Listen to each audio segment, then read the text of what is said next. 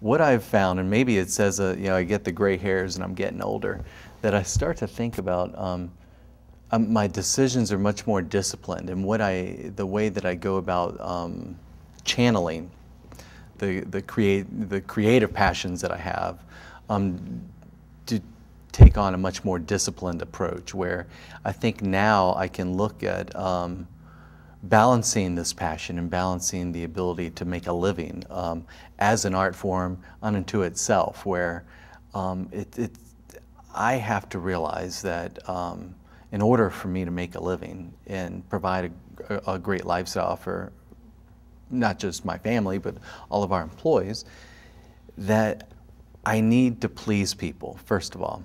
And so it's really about them. And my business is about making you happy. And I look at it as if I have control over your happiness for the 1 hour that you're in, you know, or the 1 to 3 hours that you're dining in one of our restaurants. And how do we do that? Well, we do that by graciousness. We do that by channeling these the passions, if you will, into a passion to serve and a passion to give this value. And then the interesting thing for me has been juggling that business aspect with the prices still have to be competitive.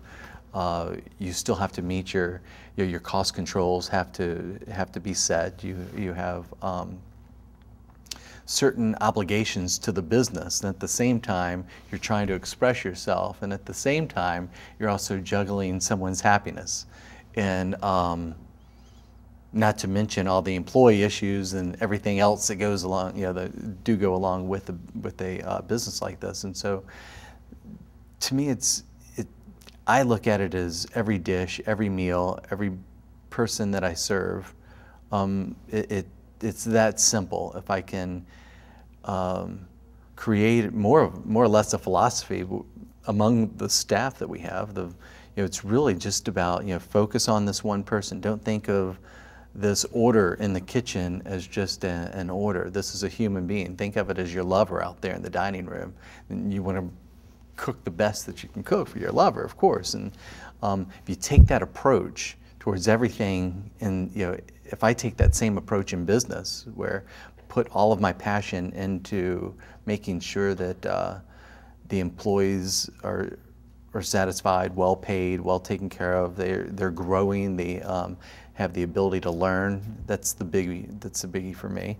At the same time, I apply that same amount of passion to the customer, the diner that comes to the restaurant, and I have to apply the same amount of passion to the business side of making sure that I have the best products, and even if that means creating farms and farm partnerships with about a dozen farmers that we have nowadays. It means channeling these creative passions in the right directions instead of, I think the example had always been, it's about me, I'm the artist, I'm the great chef, and I think even, we were talking about Mario Batali earlier, perfect example of Mario. It's all about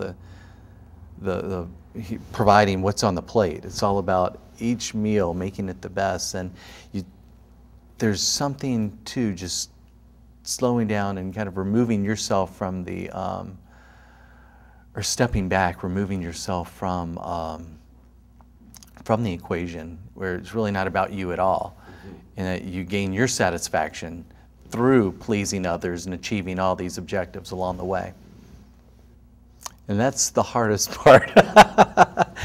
Very carefully. That all comes along with, first of all, selecting the right people to work for you. And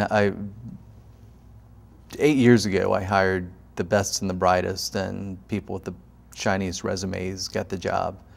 Now I hire the people that have the heart and the passion, and sometimes they have great resumes and sometimes they don't. We have a number of people that have just blossomed in our organization that didn't have a resume when they came in, but they had a like passion for people.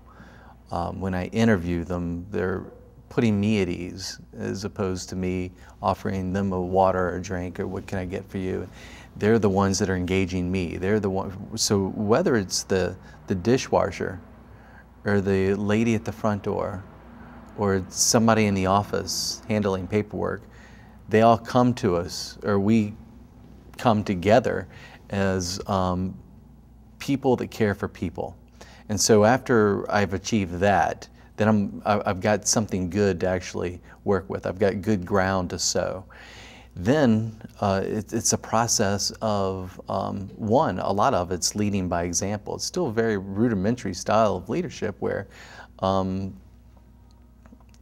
you're in the trenches with these people, and it starts with one restaurant. It starts with just a couple of cooks around you that understand and see that passion and are also inspired by the willingness of the chef or the cook to give of themselves to make other people happy. And then you create, and I've been blessed to create this philosophy of just with like-minded people that have an understanding of how to do it and why we're doing it. It's really, that's the key, is understanding that in a way, creating the understanding or enlightening people to the fact that it's a noble calling too, to do this and to serve others, and you're making people happy, and they can, people come in to celebrate the best of things and the worst of things, and you're controlling some of that. You have a part in their lives.